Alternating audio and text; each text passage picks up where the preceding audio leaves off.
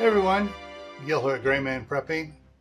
On today's episode of Your Prep for Today, I want to talk to you about sort of a more all-encompassing survival plan, but it's called the Land Movement Survival Plan. Now, some of you are going to think, oh, earthquakes. No, I'm not talking about just earthquakes. And some of you are going to go, oh, mudslides. A little bit about that too. I'm talking about what happens if, for whatever reason, Mother Nature displaces the land you're on, land near you, the land you travel across to get to work, to school, whatever.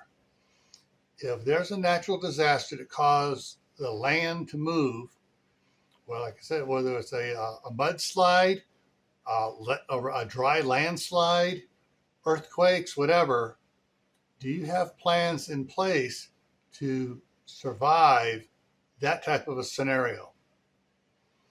Now, some of you are going, well, that's never happened anywhere. You go, yes, it has happened. There's a lot of records about it. There's a lot of written history about areas being cut off by landslides, whether it's from a volcano, whether it's from earthquakes, muds, whatever it is. That's why this plan is sort of like an all-encompassing one.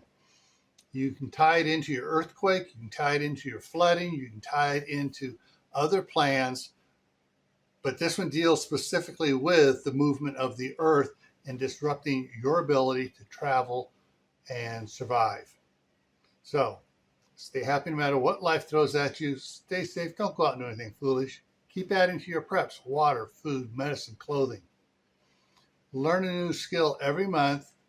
Plant a garden so you can raise some good food, and think about what you got to do if the land suddenly moves.